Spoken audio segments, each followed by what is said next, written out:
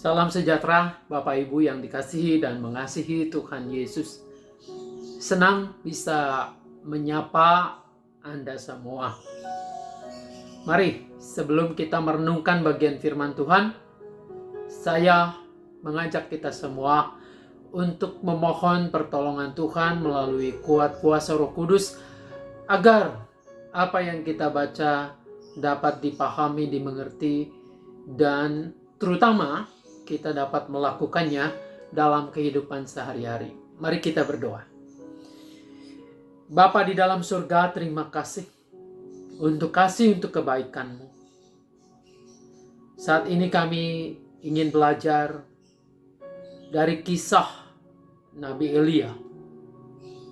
Tuhan yang menolong kuat kuasa Roh-Mu sehingga kami memahami, mengerti apa yang menjadi kecemasan, kekhawatiran Elia, dan Engkau sendiri yang berkenan memulihkannya.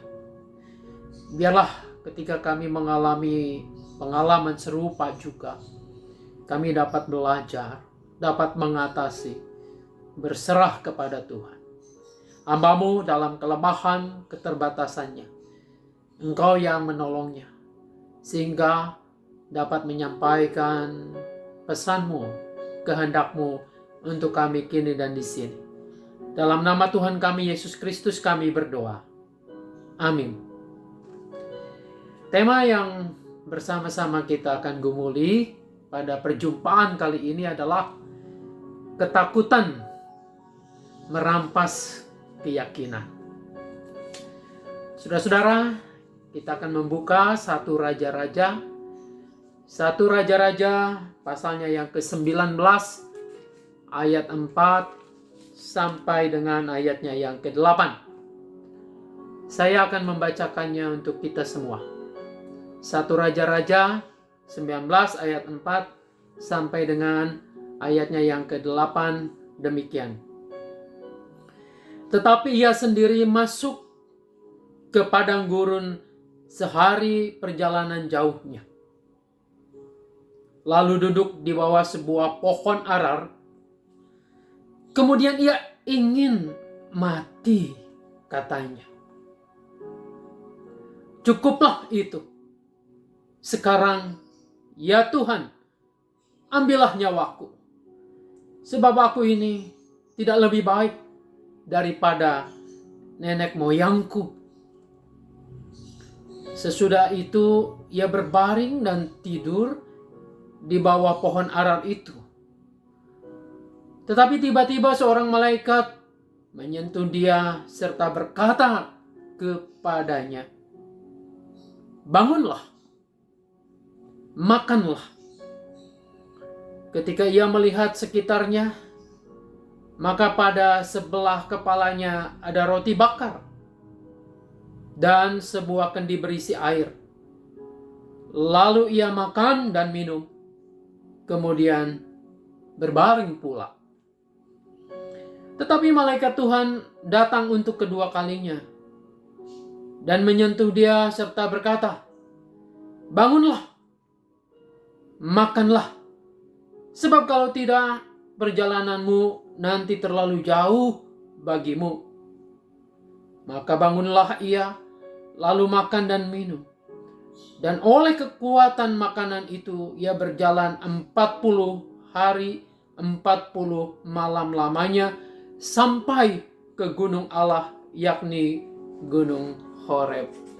Sampai di sana, yang berbahagia yang mau mendengarkan firman Allah, memelihara tentu melakukannya. Haleluya. Ketakutan merampas keyakinan. Atau bisa juga kita katakan bahwa ketakutan melenyapkan iman kita. Saudara-saudara, kalau ditanya siapa sih yang tidak pernah merasakan takut, merasa cemas, khawatir? Saya kira setiap manusia, setiap orang pasti mengalami apa yang namanya takut, cemas, gentar, dan seterusnya. Bukankah Tuhan Yesus pun pernah mengalami ketakutan luar biasa ketika bergumul di Taman Getsemani? Jadi saudara-saudara, tidak ada orang yang bebas, yang luput dari takut. Kalau Anda pada saat ini mengalami takut, mengalami cemas, khawatir, tidak mengapa. Karena kita masih manusia. Dan itu tandanya bahwa kita masih hidup. Saudara-saudara, jangan kemudian kita menutupi segala kekhawatiran, ketakutan kita dengan cara-cara yang munafik barangkali. Kita merasa mengatakan di mulut kita, oh, saya tidak pernah takut, tidak pernah khawatir. Tapi sebetulnya hati kecil kita mengatakan cemas, takut, gentar itu. Sekali lagi, kalau Anda pada saat ini merasa takut, itu manusiawi. Kalau kita pada saat ini merasa takut dengan pandemi COVID-19, yang walaupun grafiknya sudah mulai melandai, menurun, tapi tetap saja merupakan sebuah ancaman buat kita. Itu adalah hal yang wajar. Saudara, dalam batas-batas tertentu, ketakutan itu memang juga bisa bermanfaat buat kehidupan kita. Kita takut susah, takut sengsara. Takut hari depan menjadi terlunta, terlantar. Maka kita bekerja. Kita belajar dari muda. Kita bekerja keras agar kita dapat menyimpan, menabung. Kalau kita takut sakit, takut terserang COVID-19 ini, maka kita menggunakan masker, lalu kemudian minum vitamin, menjaga tubuh, olahraga, dan seterusnya. Saya kira itu adalah hal yang baik. Dalam batas-batas tertentu, ketakutan menolong kita untuk hidup lebih hati-hati, untuk tidak sembrono, untuk tidak serampangan. Kuncinya adalah ketakutan itulah yang harus kita kuasai, yang harus kita kendalikan. Jangan dibalik. Malah kita yang kemudian dikendalikan oleh rasa takut, cemas, dan seterusnya.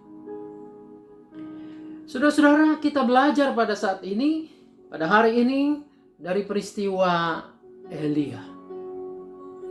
Elia yang melarikan diri. Ayat yang tadi kita baca, ia sendiri masuk ke padang gurun sehari perjalanan jauhnya. Saudara-saudara, kenapa ia lari ke padang gurun? Kalau kita membaca ayat-ayat selanjutnya, ini merupakan sebuah adegan yang seru sebetulnya. Saudara-saudara, sebelumnya Elia berperang, katakanlah begitu ya, bersama-sama dengan nabi-nabi Baal. Lalu kemudian ia menang. Saudara-saudara, banyak nabi-nabi Baal pada saat itu lalu dibunuh sendiri oleh Elia. Nah, mendengar hal tersebut, istri Raja Ahab, Isabel, merasa tidak senang. Saudara-saudara, ketika Ahab memberitahukan kepada Isabel segala yang dilakukan Elia, yaitu membunuh semua nabi-nabi dengan pedangnya itu, maksudnya nabi palsu ini, nabi Baal ini, maka istrinya ini, Isabel, menyuruh seorang suruhan mengatakan kepada Elia, ada seorang yang disuruh oleh istri Raja Ahab, yaitu Isabel ini, menyuruh utusan lalu mengatakan kepada Elia begini, Beginilah kiranya para Allah menghukum aku. Bahkan lebih lagi daripada itu, jika besok kira-kira pada waktu ini aku tidak membuat nyawamu sama seperti nyawa salah seorang dari mereka ini. Maksudnya apa? Nyawa dari salah seorang yang sudah dibunuh Elia itu, maka Elia akan mengalami nasib yang sama, yaitu akan dibunuh, akan dikejar-kejar. Nah, saudara-saudara, kemudian atas dasar inilah maka katanya takutlah ia. Siapa yang takut? Elia. Saudara-saudara, nabi yang begitu besar pada zaman itu, yang mengalahkan banyak nabi-nabi palsu itu, dan juga telah banyak melakukan mukjizat. Namun ia toh bisa mengalami ketakutan. Ketakutan, lalu kemudian ia melarikan diri sehari penuh ke padang gurun. Nah, saudara-saudara, lalu kemudian dia berhenti. Disebutkan di bawah sebuah pohon ara. Lalu kemudian dalam pergumulannya, dalam pelariannya itu, Nabi mengatakan, cukuplah ini.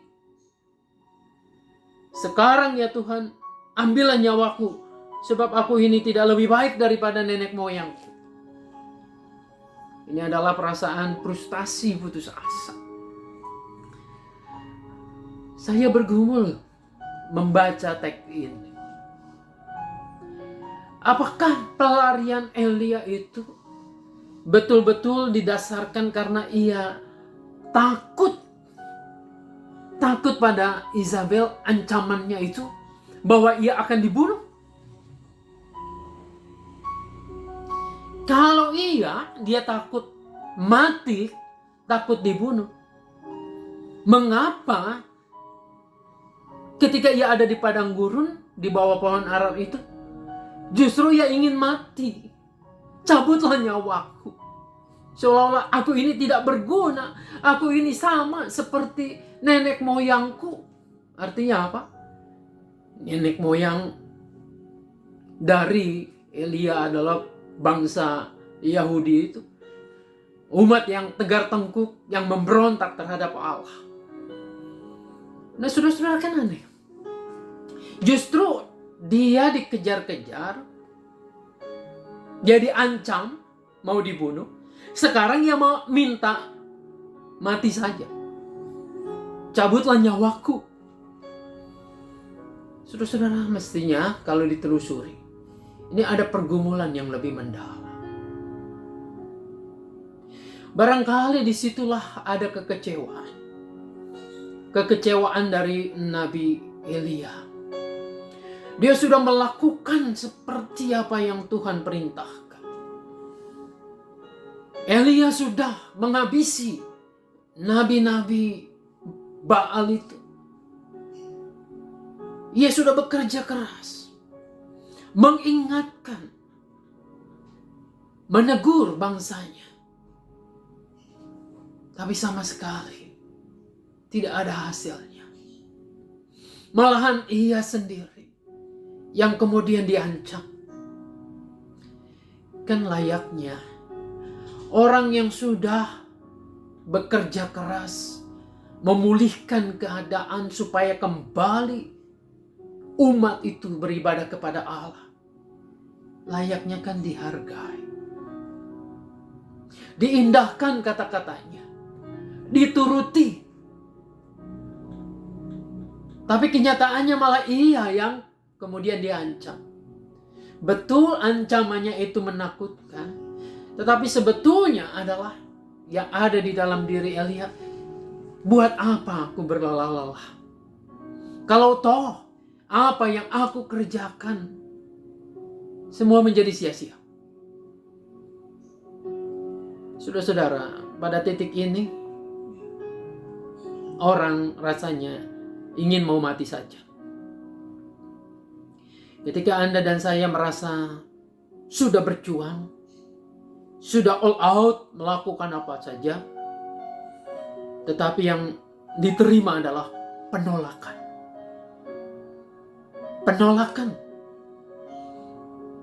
maka kemudian kita akan mengatakan, ya buat apa? Buat apa aku hidup? Lebih baik mati saja. Saudara-saudara, bukankah itu yang menjadi pergumulan Elia? Ketakutan di sini bukan sekedar ketakutan ancaman, ketakutan untuk dibunuh, tapi ketakutan bahwa dirinya tidak lagi dipandang, tidak lagi eksis, tidak lagi diterima. Saudara-saudara, ini yang lebih berbahaya. Dalam keluarga kita, ketika Anda merasa, oh saya sudah tidak berguna, tidak diterima lagi, malah menjadi beban kehidupan anak cucu dan seterusnya. Ditambah pula mungkin kondisinya yang tidak bagus, kesehatan kita tidak baik. Maka kemudian kita akan mengatakan, ya buat apa lagi hidup? Lebih baik mati saja. Itulah kurang lebih yang digumuli Elia. Saudara-saudara, ketakutan ini kemudian betul seperti tema yang kita gumuli hari ini. Ketakutan ini merampas keyakinan, melenyapkan iman kita. Bukankah iman kita mengatakan bahwa Allah setia, Allah itu menggendong kita sampai masa putih rambut kita, sampai tidak berdaya pun kita dihargai di hadapannya. Bukankah iman kita mengatakan segala kekhawatiran, ketakutan kita, ia adalah gunung batu keselamatan kita.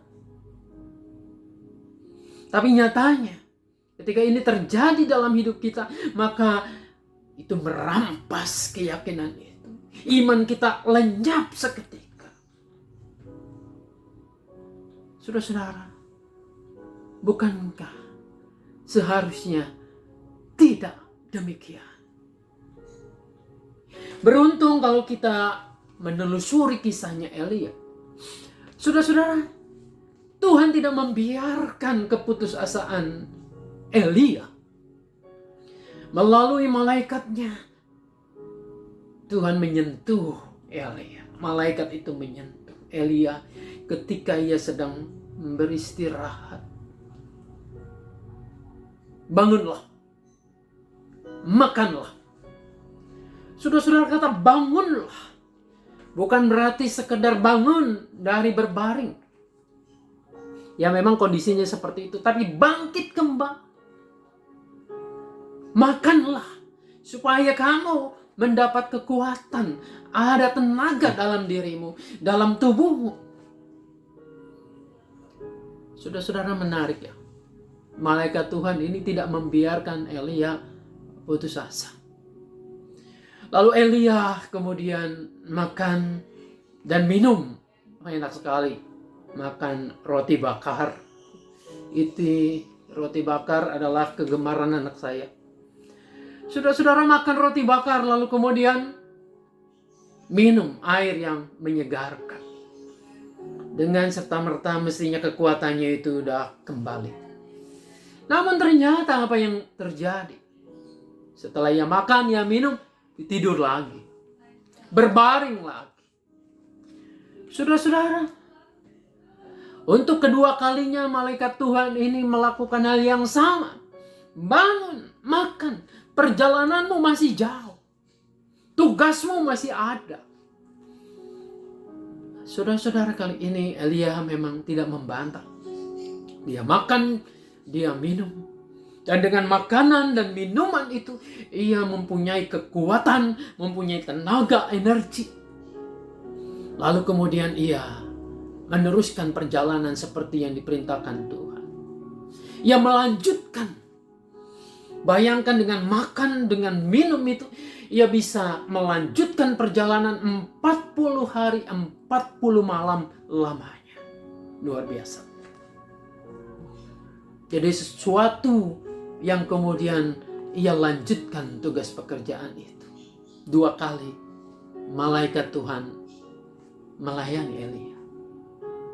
Saudara-saudara, Barangkali ketika masa-masa sulit kita, mungkin tidak seperti malaikat yang menyapa Elia, bentuknya seperti itu, wujudnya seperti itu. Tapi ada malaikat-malaikat yang Tuhan utus, yang Tuhan kirim untuk meneguhkan kita, untuk kembali mengokohkan iman percaya kita. Saudara-saudara, malaikat itu bisa mungkin anak kita. Malaikat itu bisa cucu kita. Malaikat itu bisa tetangga kita. Malaikat itu bisa barangkali orang yang mengangkut sampah kita, bawahan kita, yang diutus Tuhan untuk mengingatkan, ayo bangun. Jangan terlalu memikirkan mengasihani diri sendiri. Ayo bangun. Masih ada tugas pekerjaan yang engkau bisa lakukan. Ayo bangun. Karena engkau masih berguna. Karena engkau masih bisa dipakai Tuhan sebagai alatnya untuk menebarkan kasih sayangnya. Saudara-saudara, para malaikat itu juga bisa memberi kita makan. Bukan hanya makanan fisik, makanan rohani, makanan firman Tuhan, atau apapun bentuknya yang menyemangati kita. Apakah kemudian kita terus berbaring lagi? Kita rebahan lagi? Kita menyerah lagi? Saudara-saudara, mungkin Tuhan akan mengirimkan lagi malaikat. Malaikat-malaikat yang ada di sekitar kita. Malaikat-malaikat tak bersayap.